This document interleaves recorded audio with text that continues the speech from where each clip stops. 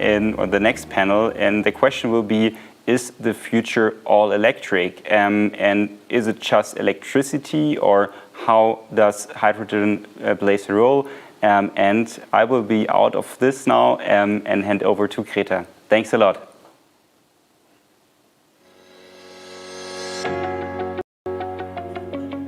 Sector coupling involves interconnecting energy-consuming sectors, such as heating and transport, with the power-producing sector. The demand for heat pumps, solar batteries, and electric vehicles is set to boom in the coming years by a factor of 5, 24, and 60, respectively. This will cause a corresponding rise in electricity demand, which must be met with increased renewable energy capacity and integration. This can improve the efficiency and flexibility of the energy system, as well as its reliability and adequacy. Sector coupling can also reduce the costs of decarbonisation. Today, most people rely on natural gas and mineral oil heating systems, and most forms of transport still rely on petrol or diesel fuel. But why is electrification so important? A device like a car being electric doesn't necessarily mean it is zero emission, as the electricity it uses can still come from dirty sources like coal. We need to first make sure that the devices that consume energy are capable of consuming clean energy. Once electrified, we need to swap out all of the dirty energy supply, such as coal, oil, and natural gas, for clean energy supply, like solar and wind. To enable this, our global grid needs a major rewrite to be able to match variable supply with increasing demand. Electricity could be used to produce hydrogen or synthetic gas, i.e. power to gas, to heat water, power to heat, and to power transport, or power to mobility. In fact, the German government considers the widespread use of renewable power, or power to X, the best way to decarbonise the country's economy, as it is widely considered to be the most energy-efficient solution. This, however, requires significant advances in the capacity and reliability of renewable power. Companies like Volkswagen are embracing this change. They established their own company, the Elli Group, which provides renewable energy and smart charging solutions in order to simplify the charging process for their customers and make the entire supply chain CO2 neutral. In this way, they aim to link mobility, energy, and digitalization to create an intelligent energy transition. Hydrogen is also emerging as a clean and versatile fuel with high potential for storing, moving, and delivering energy produced from renewable sources. In order to be clean, however, it must be produced from green energy. And barriers still remain in relation to hydrogen storage, purity, infrastructure, and safety. According to Siemens Energy, sector coupling via power to X has the potential to reduce primary fossil fuel energy consumption by 50%, even while power demand grows by 25%. Most actors agree that a mix of many technologies will be needed to decarbonise and interconnect different sectors. But the question remains on how to enable the creation of a truly sustainable and integrated energy system.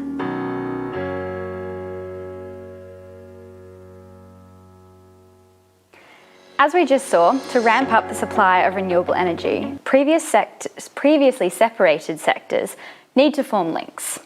For the next hour, we bring together professionals from heating, mobility, and electricity to discuss the challenges of sector coupling.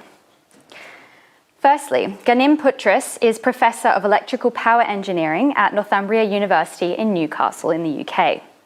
In more than 30 years of research, he has worked on over 200 publications, many focused on the integration of electric transport into the electrical grid. On top of this, he is an associate editor for Elsevier Renewable Energy Journal and serves on the editorial board for the World Electric Vehicle Journal. Welcome, Ghanim. Thank you for having me. Thanks.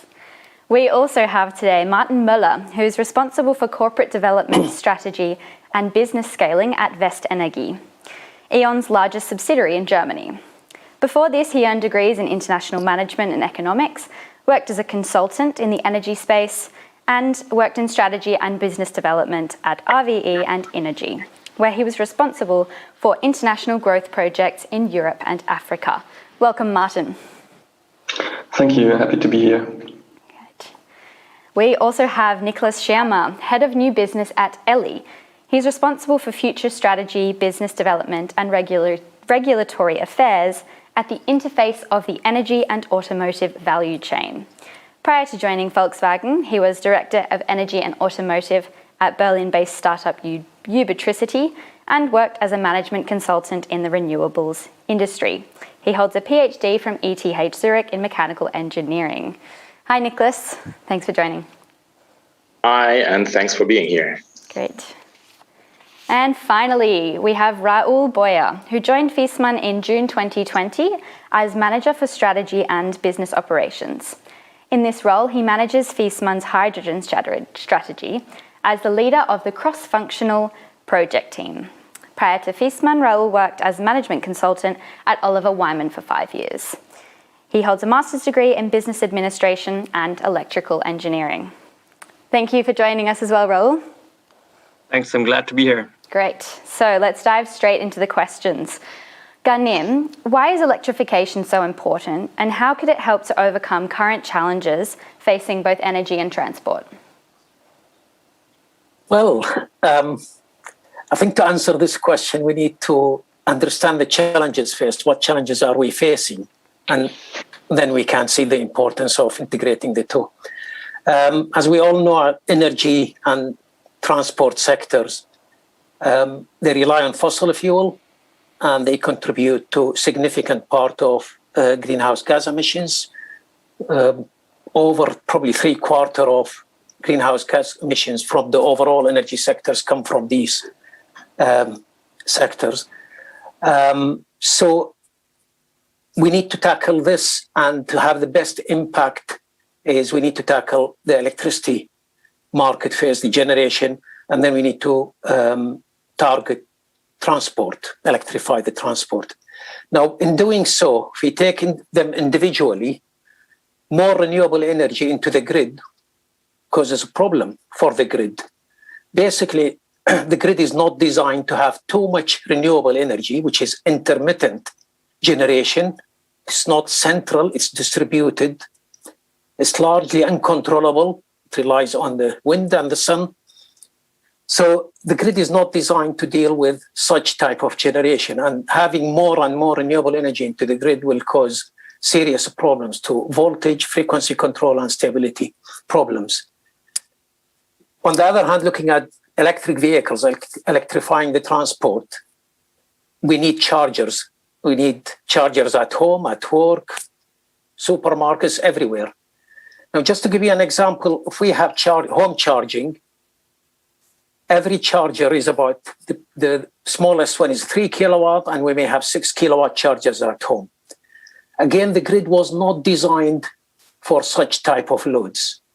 The grid was designed, the distribution network was designed to have houses with around average demand around 1.5 kilowatt. When you have 3 kilowatt and 6 kilowatt of chargers, this will overload the grid. The grid is not designed for this. So these are basically the two main challenges. Together also, we have also obviously the normal increase in energy consumption due to just the normal growth. And we have a demand for more energy efficiency.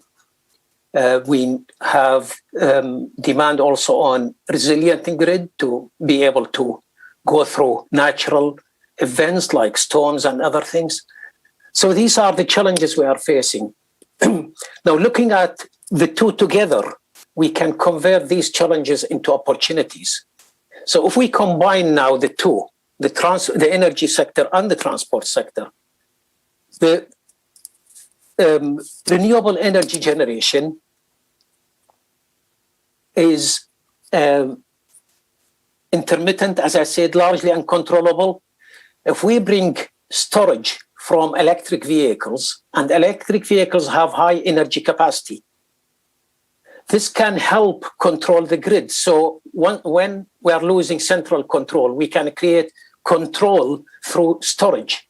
We can have demand-side management. So we convert the philosophy of a grid control from controlling central generation into controlling distributed storage to meet the intermittent renewable energy generation.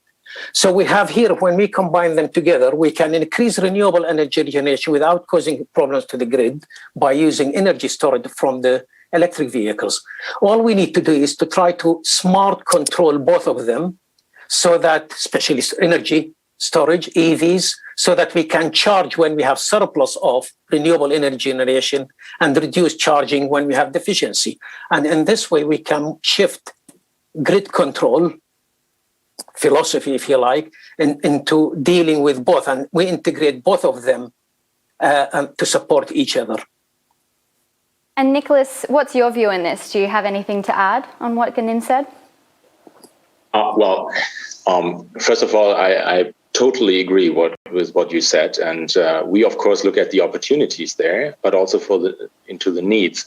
So Elli, or let's say Volkswagen Group charging, is of course in the need to secure all charging for all the millions of electric vehicles that we have very soon on the roads. And first of all, today it's the question that a car can be charged, but very soon it will be the question that the car will be intelligently charged, because we have these grid restrictions, and we see this large fleet of mobile storage as a big opportunity, actually, that we can bring to stabilize the grid and to better use the existing grid. So because everyone is talking about we need a lot of grid reinforcement. Yes, we might need that at certain points, but we will less need it if we charge very intelligently. And maybe as a second step, we of course are also talking about bidirectional charging. So it's not only smart charging, it's also giving back the energy to the grid. And that's maybe one point to add to Ghanim's story, that I see as the next game changer. Everyone is asking for storage and flexibility with the increase of renewable energies in the grid and in the energy system. And we will be able to let the cars discharge when there is no sun and no wind blowing. And Raoul, what about the integration of heating in there as well?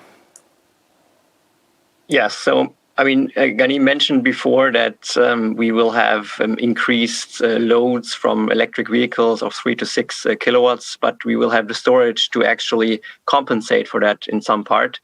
If we talk about heating, we definitely also can integrate that into the whole system.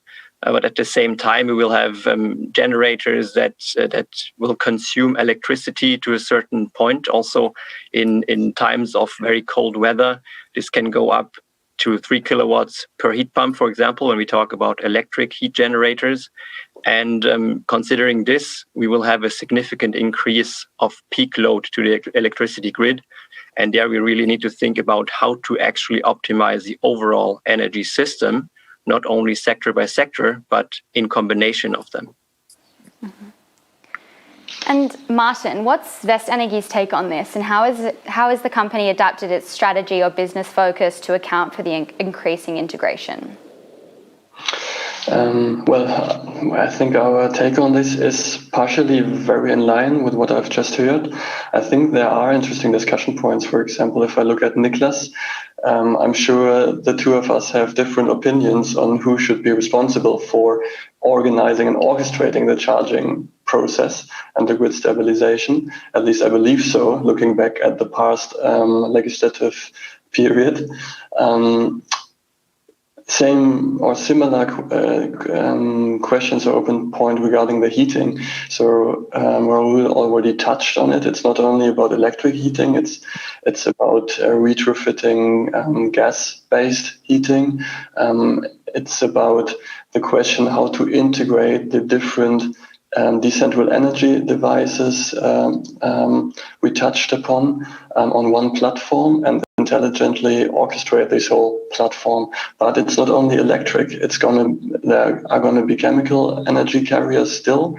And I think our take on it, or our business focus, as you asked, is to try to integrate all these different dimensions. In the end, it's the distribution grid, which is the physical, but also, I think in the future, the AI-based platform where all these comes together, and which again gives opportunities to any third party build up their applications on this platform and make use of the data and steering opportunities that come up with this integration. So how did we change? Well, we changed from a quite, I would say, easy one-trick pony thing, carrying electricity from one generator to one consumer, to a platform where we need to integrate all the aspects we're discussing right now, and yeah, that's an exciting task. Thanks. There's many things we can take from that. Maybe we'll start with Niklas. Do you think you two would have different views of whose responsibility it is, or what is your take on that? Well, I don't know whether there are so many different views actually, but it's more also the discussion on how to organize this system. And of course, there are from just role-based different approaches. So I'm in the luxury position that I'm, of course, not only looking into a German regulatory system, but also looking into other countries. And we see very good examples how flexibility markets are beginning to be designed in many countries, where we really have a flexibility demand and a flexibility offer, and these two demand and offer sides are connected with a nice price signal, and then we find an efficient and market-based way to move in a corridor that's still not critical to the grid. And then we narrow the corridor where we have really grid criticality and have the emergency stop situation that we will always need to have by the grid operators to really protect blackouts and other critical situations. So I think there's a lot to be done in market design, not only in single countries, but if you look into electric vehicles, that's European, if not a worldwide effort that has to be taken. Because we are in a very new situation for the entire energy market. On the first time, we have really users, consumers, and assets that are moving from one regulatory framework to the next, because these batteries have wheels, these electric vehicles, and they are crossing borders. And if we want to organize that in a common sense, in a common fashion, then we really have to join forces on a European level, at least, to make a easy, usable, to make really easily usable access to the electric vehicles and the storage and the flex offer that we have. So, well, there are so many questions to be discussed in the regulatory framework. Why? There was no electric vehicle when the electricity framework, the regulatory framework, was designed. Simply nobody in the legislative room was thinking about electric vehicles. They were not thinking about mobile storage. They were not thinking about temporarily available storage and temporarily not available storage. So it's a complete system change. It's probably similar to the change that we had from the landline telephones to the mobile telephones.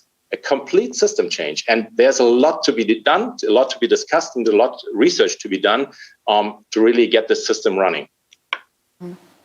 And you touched on batteries there, and we actually had a question from the audience asking, batteries have a limited lifetime, which is further reduced when they're used for grid stabilization.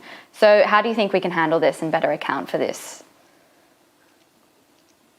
I think I can take this question. There are two things happening. One thing is battery cost. Well, battery technology is improving, so we are seeing higher energy power density for batteries. Battery cost is coming down, and I think the figures I have in mind, published figures, In 2010, it was, I think, around $1,000 per kilowatt hour. Now it is around $200, $300 per kilowatt hour. The expectation is that in the next few years, and next couple of years, it will drop to $100 per kilowatt hour. So prices are coming down, and this means, the total cost, we call it, of ownership of the battery will continue to reduce on the electric vehicle. The other point I want to make also is battery degradation is physical, chemical process, and there are many factors that contribute to this. Some of the factors are the chemistry of the battery, the construction of the battery, which the user has no control on. But there are other factors. How do you use the battery is another main factor of the degradation. If we use it in the right way, we can minimize degradation. And this is where intelligent charging or smart charging comes in. If we use the battery in a smart way, we can reduce degradation significantly. And therefore, we can provide what we call electric vehicle for energy services, vehicle to grid or vehicle to home, in a cost-effective way with minimum degradation to the battery. And in this realm of smart charging, and a lot of new technologies are emerging, which are really important in this space. Which technologies do you think will be key in the transformation and operation of energy systems? Well, I think there has a lot to be done in terms of metering technology, in terms of sensors and actors, to put it a little bit more abstract. Still, there's not enough knowledge, not enough digital knowledge about the grid situation. And I think we are moving into a new generation where we have much more knowledge what is locally happening. And then we can really run optimized business models around that. Yeah, to add on this, and also on the question before around batteries, I think around batteries also the question is how do we account for that in a circular economy and with regards to sustainability. So for example, in the grid in Westenergie, we're currently designing a so-called CFIG, carbon footprint index for grid. And also for batteries, there's a question, which or whose scope is it? Is it the automotive industry's emission scope, the battery production and circular reuse, or is it ours if it's used for grid stability? Who takes responsibility for these batteries? As the person who asked the question rightly points out, when they are at one point to be replaced.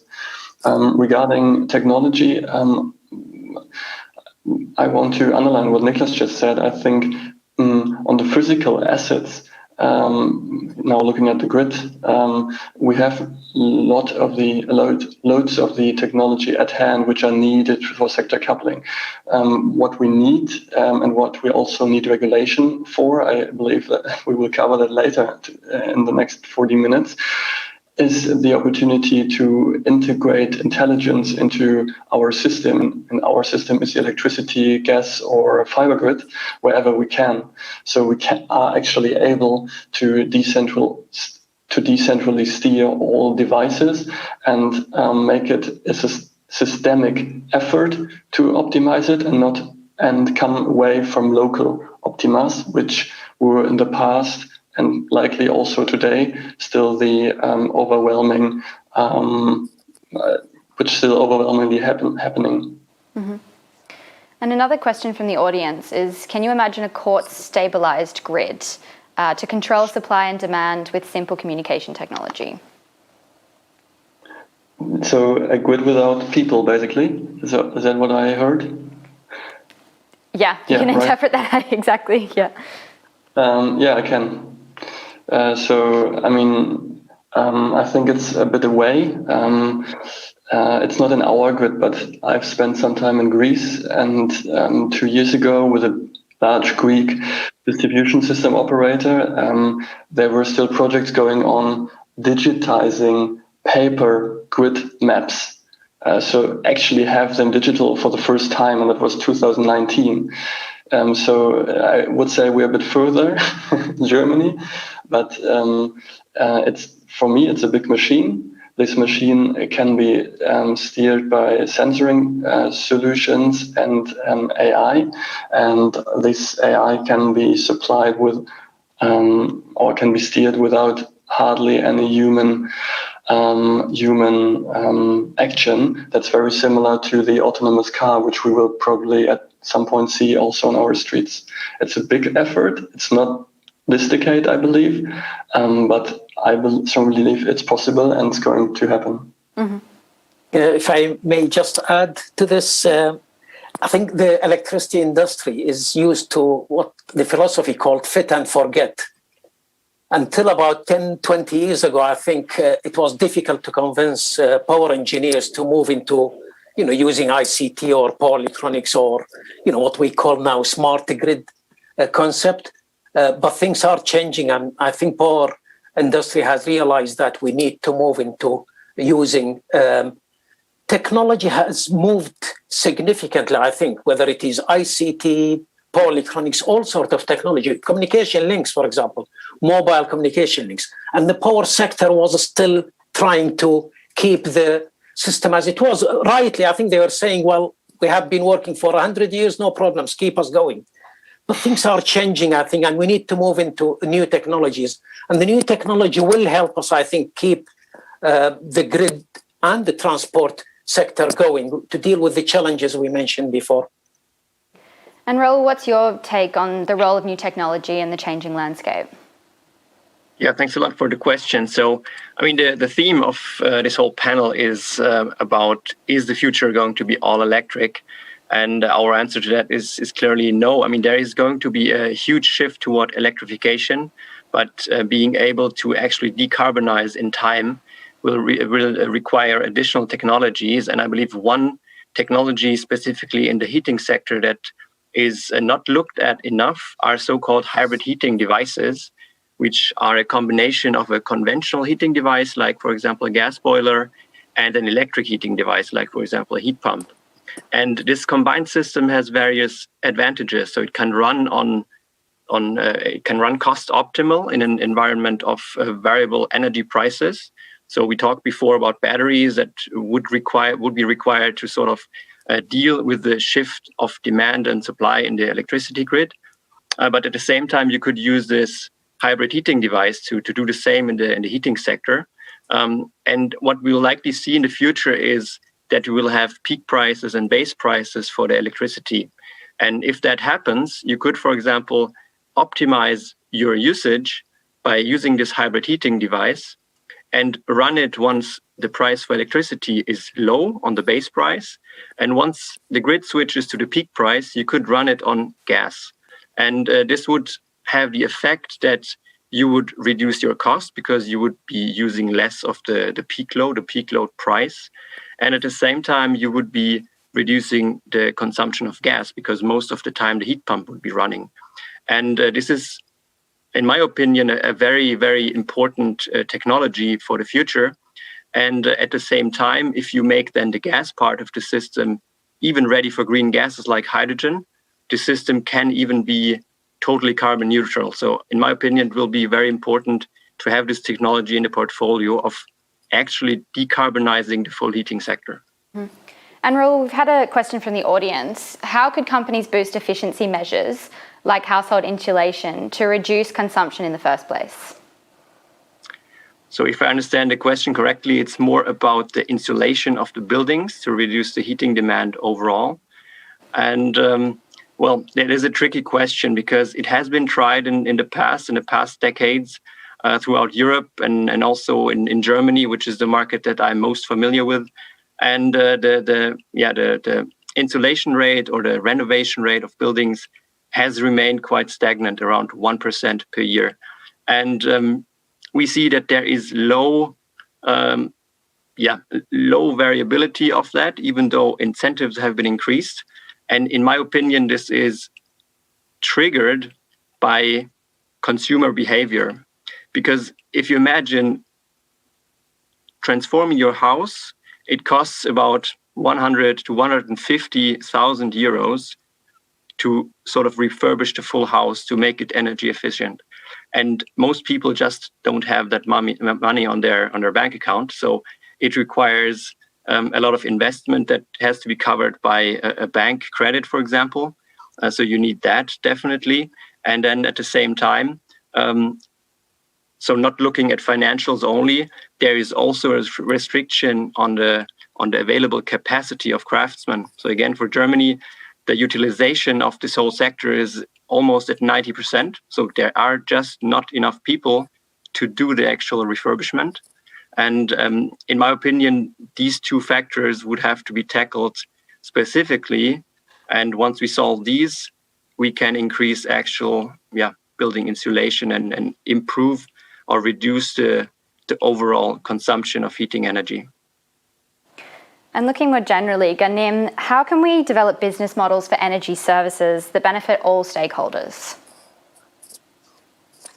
Difficult question, simply because there are too many stakeholders involved in the energy sector, in the transport sector, and when you start integrating these, you have to look at the interest of all these different stakeholders. There is complex interaction between them also.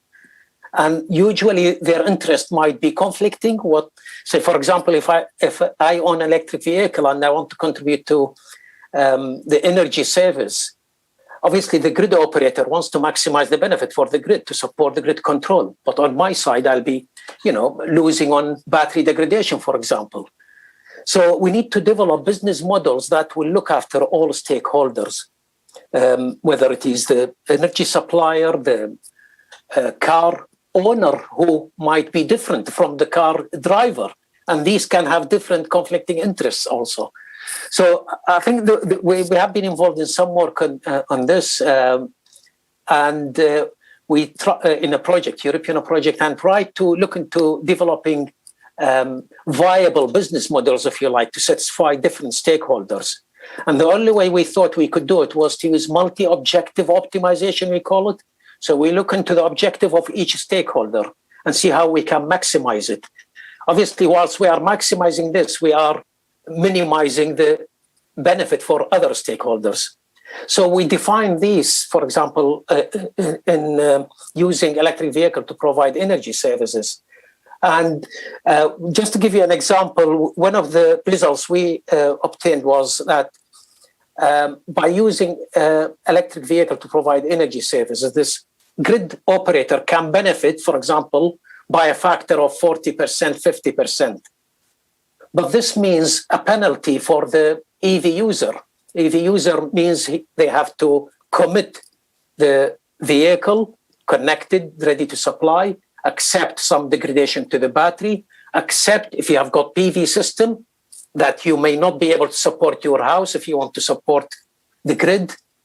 So if the grid operator is benefiting, for example, this 40%, then they can sacrifice 20% of this to give it as benefit to the electric vehicle owner or the house owner, so that they benefit also, and then we can have a win-win scenario. So I think the challenge will be, how do we develop all these business models in a complex system like this, and then moving to the next stage, which is advising policymakers on supporting these business models or creating the environment to develop these business models. And may I add on this? Yeah, of course. And I think the big challenge is to find the burning platform, so to say. So if I'm looking at the most famous example of trading electricity or trading energy in energy communities in Central Europe, I hardly see burning platforms for the people who could do it. I have done projects in Uganda and Zambia in rural areas where we wanted to build up electrical mini-grids to electrify these rural areas 2 years ago with energy. And then the burning platform is another. If you can earn significant money in comparison to your average income by trading electricity, you will also take into account, or you will also accept that your storage or system, for example, is degrading. Probably if you live in Munich, you wouldn't do that for €2 a month or 5 or even 10. So what's a burning platform? Why should people engage? And I think this is a big challenge. for everybody who tries to get into this system, because there are hardly problems for the people to be solved. One problem maybe comes up now mentally, that's sustainability. People become more and more aware, so that might be an angle. And then a second thought to Raoul, also underlining his thoughts about craftsmen and the availability. That's also a shout out to all the founders. I believe the gridX ecosystem is full of it.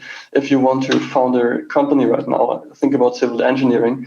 Niklas touched upon it for grid extension, grid enhancements. We do not even find enough civil engineering companies to do so. So we do not have any other option but applying intelligence in order to orchestrate these challenges and the grid, stabilize the grid, because we will not be able to dig up the ground to bring in more copper. Yeah, and then if I may add also one point to it, I think it's really a question of market design, because market design enables business models. I think in the past there was a lot of discussions from the regulatory side how to design the business models, but for me the question should rather be what framework, what market design should we establish to let the business model develop themselves. And I think that would be the step forward. And Martin, you were mentioning the intelligence in the grid. I think we need mechanisms that really support these intelligence, this digitization of the grid, also on the financial side, because today it's not so attractive for these large asset owners as the grid operators to really still not invest enough into intelligence and digitization, because it's simply from, again, market design and regulatory framework perspectives, not financially attractive. And this is something I think we can really change quickly, and this will be the game changer. Mm-hmm. We've had another question from the audience, which I'll direct to Raoul. Isn't power to gas a good option to couple sectors, particularly in the sense of reusing existing infrastructure? So power to gas is definitely one of the technologies that will help us to decarbonize in many sectors. Then again, we will have to be realistic on the amount of energy that is needed and where it is needed, and the amount of electricity that we will be able to generate in certain places. So the point that I'm trying to make is that in certain areas, especially in the European Union and in some countries, we definitely are going to need imports, because sort of the heating sector consumes about 1/3 of the overall energy. If you compare the full range of sectors, and if you even include the high temperature processes, so the process heat, it rises over 50%.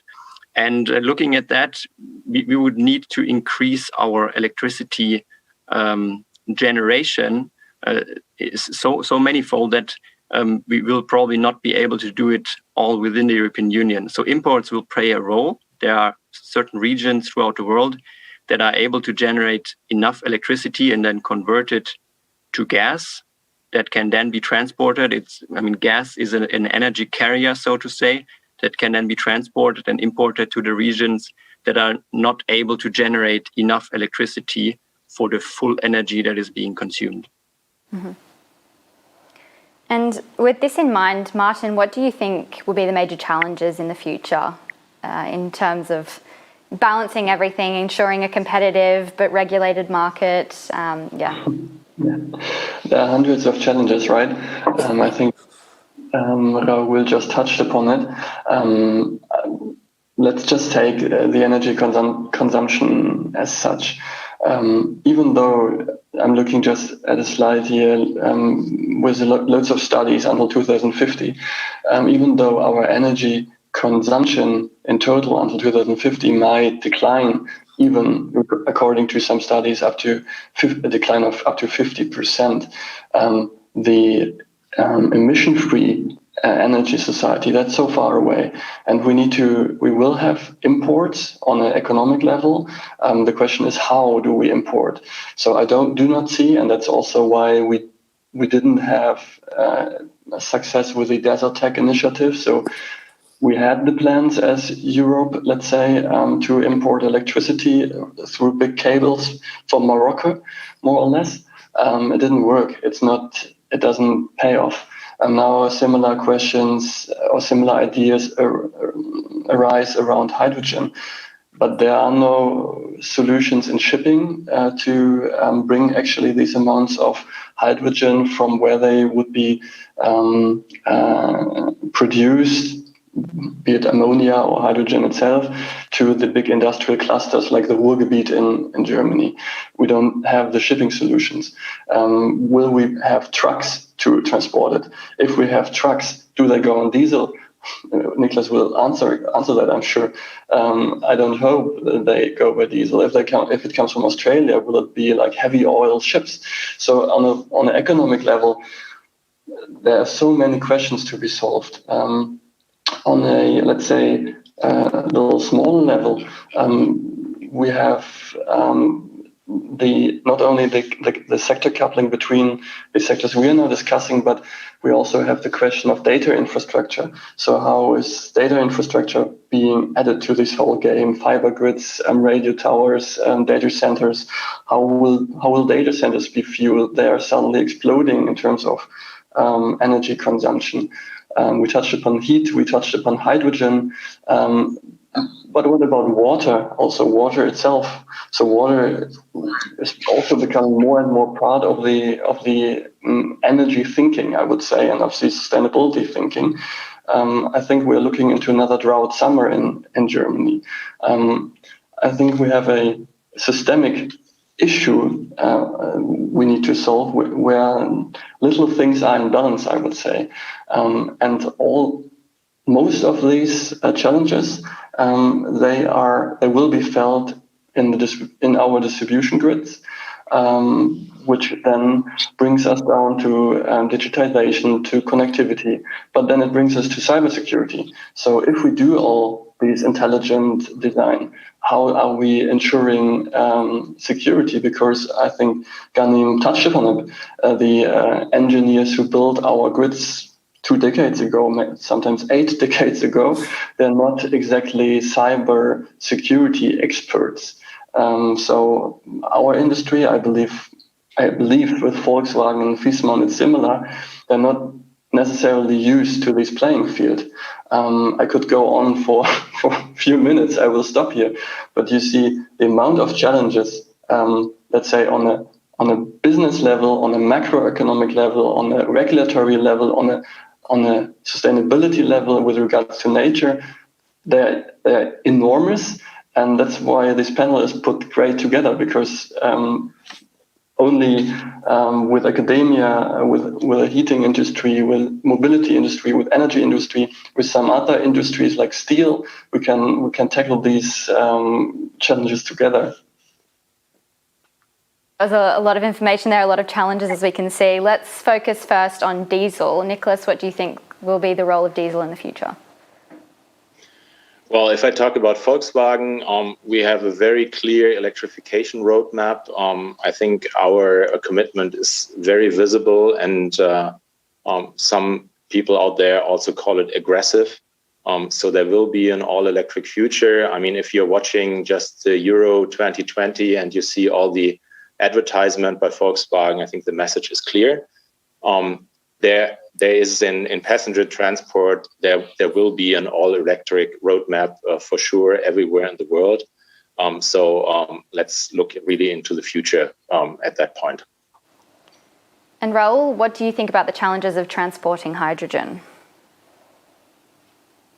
Well, I mean, we mentioned it already, so Martin touched on it, that there are still technologies to be found or to be proven that they actually work to be able to transport hydrogen across large-scale distances. And what we didn't mention is that there are also pipelines that you could use. So it's the same for natural gas. You can even retrofit existing natural gas pipelines and use them. And for certain distances, even long distances, this is even cheaper than transporting it by ship. So this shouldn't be forgotten. And you would also it would also be easier because you wouldn't have to sort of transform the hydrogen into another chemical and then retransform it. You wouldn't lose that much energy when transporting. So I believe we should add the pipeline transport to the list that we already described before. Mm-hmm. And going back now to regulation, we've mentioned that it's pretty outdated. Ghanim, how do you think regulation can be improved to take into account all of these different challenges? Yeah, as I mentioned before, we were involved in a European project. We just finished it a few months ago. We looked into regulations, business models, and so on. One of the areas we looked at was energy plans in Europe, transport plans, and we found these were largely separated. So municipalities will have action plans to deal with electricity or energy sector. They will have different plan to deal with the transport sector. And we are trying to push hard to try to combine these two, to try to integrate the plans for the two, because you can't solve the problems. You can't regulate or plan one sector on its own without the other. The way technology is moving towards integration. And therefore, we published, we called it policy recommendations, really, a flyer, but also a report on policy recommendations, how we can integrate these two. We looked into current policies, legislations, and then we gave some advice on the need, really, to integrate these two and how we can move from, we call them urban mobility plans, urban energy plans, into urban mobility and energy plans, integrated plans. I think that will be very important for the development of the integration of the two sectors. Mm-hmm. And as you mentioned, it's obviously really difficult to integrate the regulation when they have different variables. For example, if some sectors have an emissions trading scheme and some don't, how can we take those sorts of differences into account? Yeah, well, we had councils, local councils, and municipalities in the project also involved.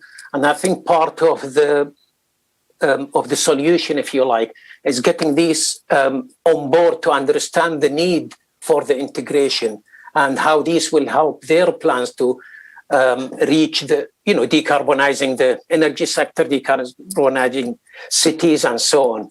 So I think getting them to understand the difficulties they have and the solutions available, if you like, to deal with these difficulties was, major part of the work. And Niklas, what's your take on these regulatory challenges? Well, I mean, I already stated in the beginning that I see a lot of regulatory changes that we have to make. I would say we have to do it in a European fashion. So really let it be steered by Brussels. And what we also need is we need an evidence-based framework approach. I come back to the discussion about CO2 and also about hydrogen. If I follow the discussion, a lot of discussion is very emotionally made, and it's also steered from certain lobby groups. I think if we come down and really take the numbers and really look into cost positions and really look into really the need and the commitment to the Paris Climate Agreement, what needs to be done to really get there, then we would have a different discussion. And then we would rather focus our discussion rather looking into solutions than only looking into today's fighting of different views on the system. So that's not so much about regulatory, that's more about the general approach to it. But if it comes to regulatory, there we need the big regulatory deal. We need, if I talk about electric vehicles, we need the big regulatory deal for vehicle to grid, for bidirectional charging. there's a lot of empty spaces there. I see the stationary storage industry also having a lot of challenges to really integrate decentralized storage into the energy system. And this industry has similar hurdles to be overtaken than the bidirectional charging industry that is evolving. So I would suggest really to join forces and make a new approach, and do not just incrementally change the existing system. Sometimes I would suggest we really need a big new approach. Mm-hmm. And in line with this, there's obviously a lot of urgency around the energy transition in order to reduce our carbon emissions. Martin, how do you think we can overcome these challenges and reduce our emissions within the necessary timescale? I think the easy answer is that we need to be pragmatic. So that goes a bit into the direction of what I've just heard from Niklas. A big problem from my point of view are groups of interest. Of course, everybody in such a transformation needs to see where his profits goes, where his position is.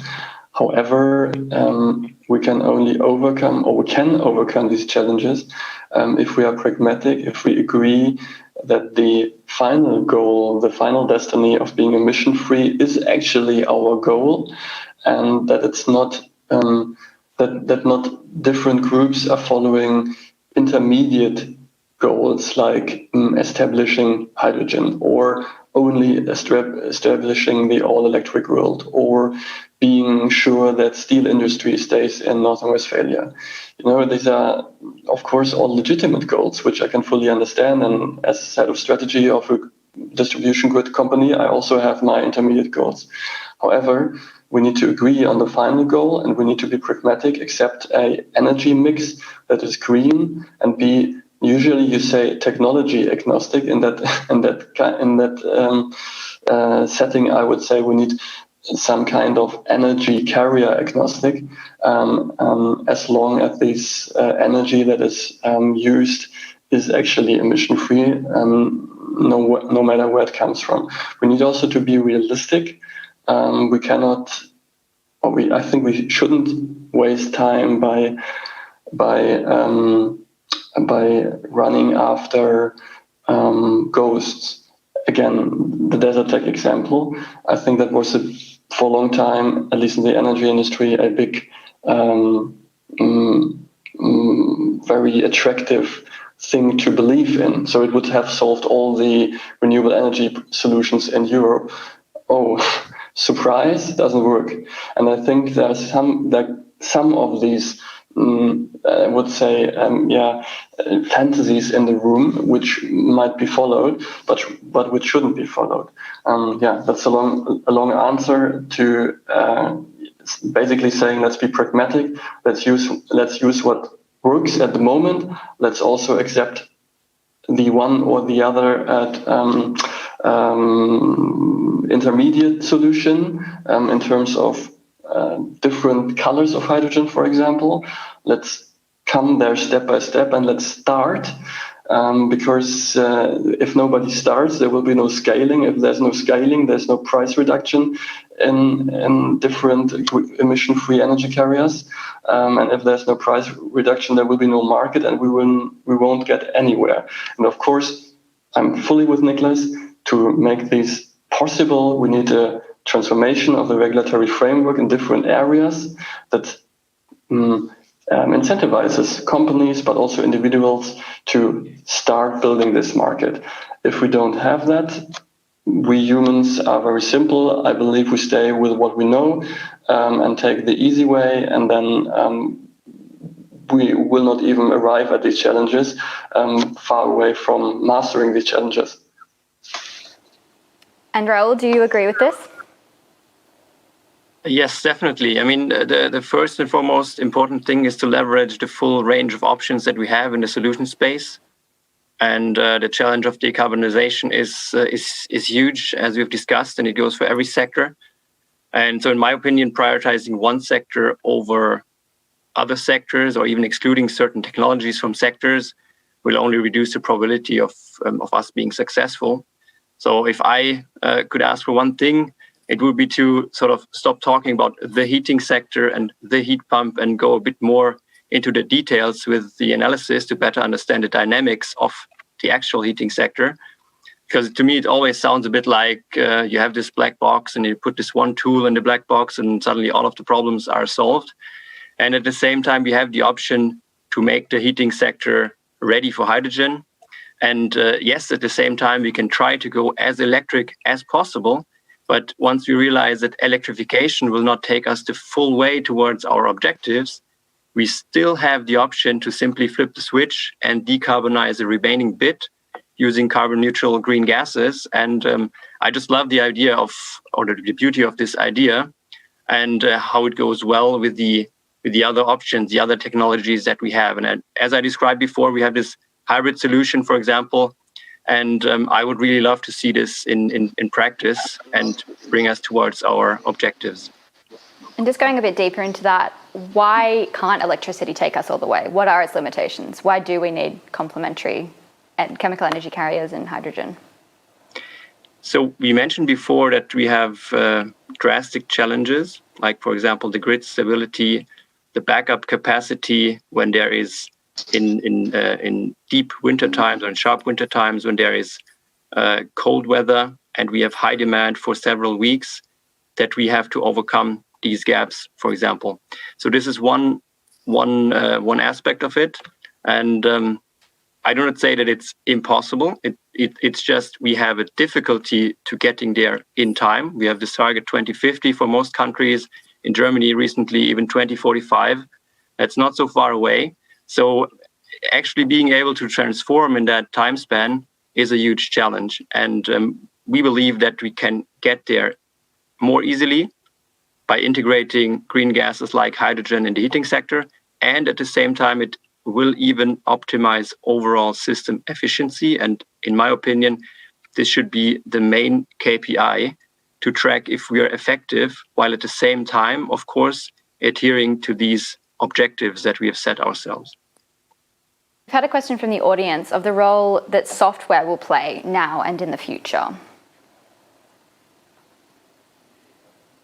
Is it directed to the heating sector or is it an open question? It's an open question. Well, if I may start anyway. So as Viessman, for example, we have a portfolio that we like to describe as an offering stack. So we have the base layer of all the products and systems, obviously, the heating devices, the air conditioning, and so on. And then on top of that, we build platforms and connectivity. So there the software starts. And then we build services on these platforms and the connectivity. And these can then even be value-added services that end users or partners like installers that install the devices in homes can then use to actually create value from it. So the connectivity and the software will play a major role in the future. And we are already tackling this quite actively in our portfolio. And Niklas? Yeah, so software is definitely the game changer here. We, of course, have the infrastructure, as we were talking about the grid. We still need more intelligent infrastructure, also on the hardware side. And then we will have business models that are hardware bundled service business models. And software makes a difference. And that's really the delta that we have to look into. So I would say if I would talk about the future, this is all a software and data game. And the hardware side, that's all to be solved, all already, in many cases already solved. Of course, we will need some changes and developments in power electronics and communication technologies. But in the end, even this is software. Mm-hmm. Just to add to what Martin said is, Niklas, this is a very important point, really, because the way the sector is moving, whether energy or the transport sector, is more into user participation, and user participation requires software. So software will be enabler, I think, whether it is the EV driver charging or contributing to energy services, or whether it is energy user at home contributing to providing energy services or local energy management and so on. So software will play an important role, I think, in this. Mm-hmm. And one final question from the audience directed towards Martin. What are some of the challenges you faced in the development of standalone microgrids in Africa? Some of the challenges.